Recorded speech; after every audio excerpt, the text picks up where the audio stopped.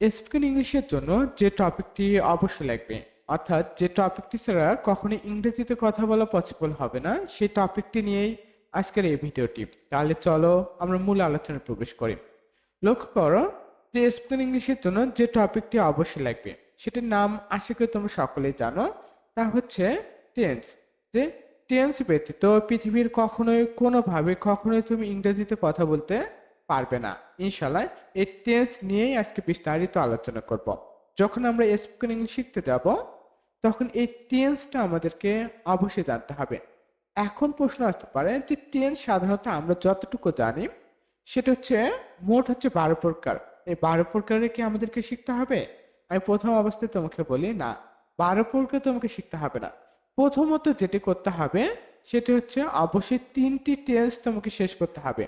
যে কোন 3টি টেন্স শেষ করতে হবে লক্ষ্য করো তাহলে।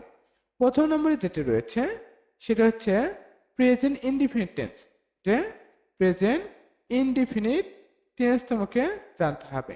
যে প্রেজেন্ট ইনডিফিনিট টেন্স সম্পর্কে জানতে হবে, অথবা আমরা প্রেজেন্ট ইনডিফিনিট টেন্সকে যেটা বলে থাকি সেটা হচ্ছে প্রেজেন্ট সিম্পল টেন্স হিসেবে আমরা যাকে চিনি। যে প্রেজেন্ট ইনডিফিনিট অথবা প্রেজেন্ট সিম্পল টেন্স সম্পর্কে আমাদেরকে জানতে হবে। যদি তুমি এইটা শুধু জানো যে প্রেজেন্ট ইনডিফিনিট টেন্স বা প্রেজেন্ট সিম্পল টেন্স সম্পর্কে, তার মানে তুমি ইংরেজিতে কথা বলা শুরু করেছো। এরপরে যেটি তোমাকে আমি বলবো সেটা হচ্ছে পাস্ট ইনডিফিনিট বা সিম্পল টেন্স। যে পাস্ট ইনডিফিনিট অথবা সিম্পল টেন্স তোমাকে জানতেই হবে। এবং সবার লাস্ট, অর্থাৎ লাস্ট তো না, সবেমাত্র শুরু হচ্ছে, সেটা হচ্ছে ফিউচার।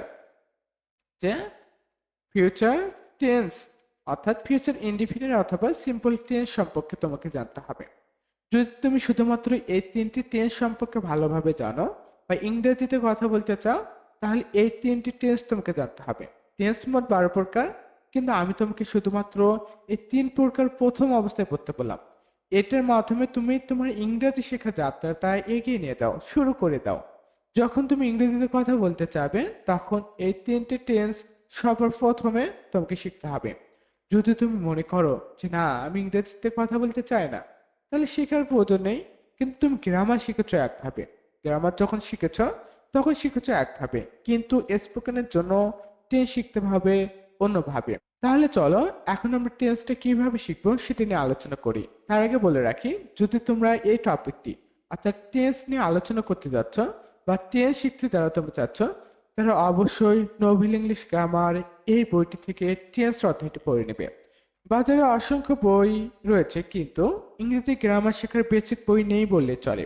ইংরেজি শেখার বেসিক বই নোবেল ইংলিশ গ্রামার একদিন ইনশাআল্লাহ প্রত্যেক স্টুডেন্ট ঘরে ঘরে থাকবে, এবং এই বই থেকে তুমি কি করবে, টেন্সের যে অধ্যায়টি রয়েছে সেটা তুমি শেষ করে নেবে। লক্ষ্য করো এবার যে আমরা কিভাবে টেন্সটা শিখবো, যে এই 3টি টেন্স আমরা কিভাবে এখন শেখা শুরু করব। লক্ষ্য করো, জাস্ট ওয়েট করো। যে ধরো প্রথম অবস্থায় যেটি জানতে হবে সেটা হচ্ছে ভার্ব। ভার্বের পরে হচ্ছে আমরা টেন্সটা নিয়ে আলোচনা করতে পারবো। যে যে অব্যয়, যে অব্যয় অর্থ কি? অব্যয় অর্থ হচ্ছে আজ্ঞা পালন করা বা আদেশ পালন করা। এটির যেটা নাম ইংরেজি গ্রামারে, এটির নাম হচ্ছে জাস্ট ওয়েট, যে এটির নাম হচ্ছে ভার্ব। যে এই ভার্বটা তোমাকে একটু এখন শিখতে হবে যে ভার্বটা কি, কাকে বলে, এমন যে কিছু বিষয় এমনটি না, কিছু ওয়ার্ড রয়েছে অর্থাৎ কিছু ভোকাবুলারি রয়েছে, সেগুলো তোমাকে জানতে হবে। এরকম অসংখ্য ভোকাবুলারির কাজ চলতেছে উচ্চারণ সহকারে, ইনশাআল্লাহ একটু পরে সেটা তুমি দেখতে পারবে।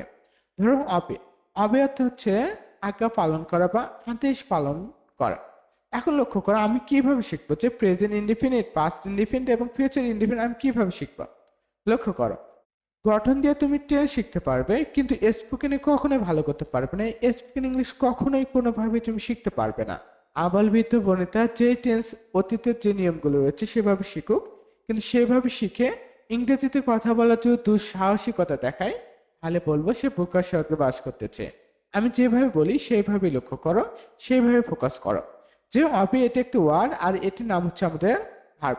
এটি যেভাবে আমাদেরকে শিখতে হবে, যে বর্তমান কালে শিখতে হবে।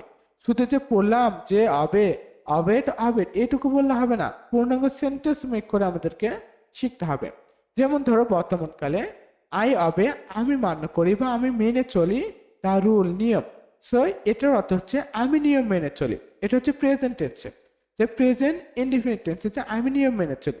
তো পাস্ট ইনডিফিনিট টেন্সে কি হবে, অর্থাৎ পাস্ট ইনডিফিনিট টেন্স হচ্ছে অতীতকালের কথা, যে অতীতকালের সাধারণ কর্ম হচ্ছে পাস্ট ইনডিফিনিট টেন্স। অর্থাৎ অতীতকালে হবে যে আমি নিয়ম মেনে চলেছিলাম বা আমি নিয়ম মেনে চলতাম। যে অতীতকালের সেন্টেন্সটা আমি দিয়েছি, I অবেড the rules, I অবেড the rules, যে আমি নিয়ম মেনে চলতাম।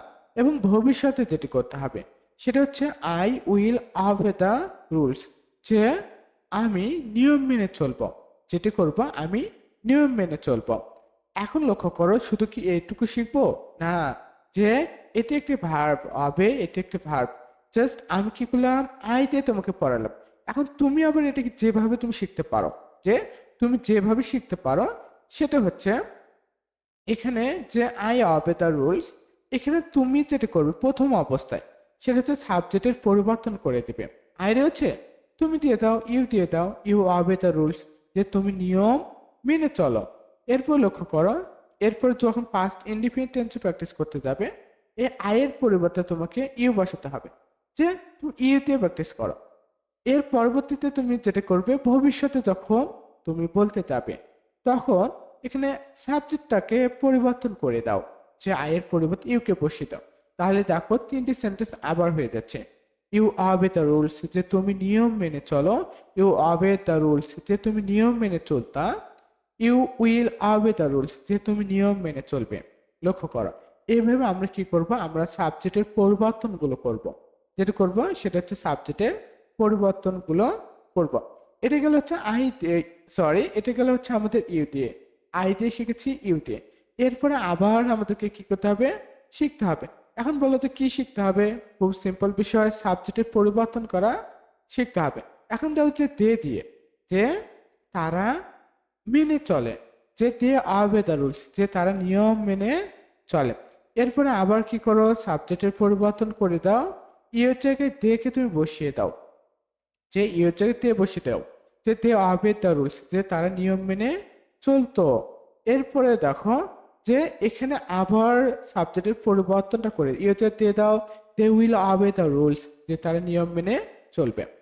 এখন ফোকাস করো, আমি এখানে সাবজেক্টগুলো একটু কালার করে দিচ্ছি যেন তোমাদের বুঝতে সুবিধা হয়, যে যেন বুঝতে সুবিধা হয়। এখানে আমরা কি কি করেছি, জাস্ট ইউ পরিবর্তে দিয়ে দিয়েছি, এখানে আই ছিল, আমরা সেটাকে আবার ইউ এ কনভার্ট করেছি, অর্থাৎ সাবজেক্টের পরিবর্তন করেছি। অর্থাৎ এইভাবে তোমাকে প্রথম অবস্থায় তিনটি টেন্স তোমাকে শেষ করতে হবে। যদি তুমি শুধুমাত্র এই তিনটি টেন্স শেষ করতে পারো বা শিখতে পারো, তাহলেই দেখবে যে তুমি স্পোকেন ইংলিশে কথা বলা শুরু করেছো। ফ্লুয়েন্সি একদিন আসবে না, তবে তুমি যদি নিয়মিত চর্চা করো তবে দেখবে একদিন ইংরেজিতে কথা বলতে পারবে। খুব শীঘ্রই আমি এই বিষয়ে একটি কোর্স চালু করব, যে স্পোকেন ইংলিশের উপরে। এখন লক্ষ্য করো, আমি তো শুধু 99 নম্বরটি দেখালাম, এরপরে দেখো আমাদের কাজ চলমান, যে আমাদের কাজ চলতেছে, যে 100তম যেটা রয়েছে অফার, যে অফার অর্থ কি, প্রস্তাব দেওয়া। আই অফার হেল্প হচ্ছে আমি সাহায্যের প্রস্তাব দেই, আই অফার হেল্প আমি সাহায্যের প্রস্তাব দিয়েছিলাম, আই উইল অফার হেল্প আমি সাহায্যের প্রস্তাব দেব। এরপর লক্ষ্য করো যে ওপেন, ওপেন অর্থ হচ্ছে খোলা, যে ওপেন অর্থ খোলা। জাস্ট দেখো আই ওপেন দ্য ডোর, আমি দরজা খুলি, তুমি বলো আই ওপেন দ্য উইন্ডো, আমি জানালা খুলি। তোমার যেটা মন চায় সেটা বলো না তুমি, যে এরপর দেখো আই ওপেন দ্য ডোর, যে আমি দরজা খুলেছিলাম, I will open the door আমি দরজা খুলবো। অর্থাৎ একটি সেন্টেন্সে তিনটি রূপে আমি দেখিয়েছি। এইভাবে অসংখ্য কাজ চলমান। এটা পেজ নাম্বার আমাদের 19, অর্থাৎ টেন্সের যে প্রথম ধাপটি রয়েছে সেটি নিয়ে কাজ করা চলতেছে। ইনশাল্লাহ অ্যাডভান্স লেভেলের যে আলোচনাটুকু রয়েছে সেটুকু এই বইটিতেই পেয়ে যাবে। স্পোকেন ইংলিশের বই এখনো সম্পূর্ণ হয়নি। তোমাকে যেটি বলবো, নোবেল ইংলিশ গ্রামার এই বইটা হাতে নিতে, অবশ্যই অবশ্যই এই বইটা হাতে নেবে। ইংরেজি শিক্ষার যাত্রায় অনন্য যে মাত্রা তুমি পেয়ে যাবে।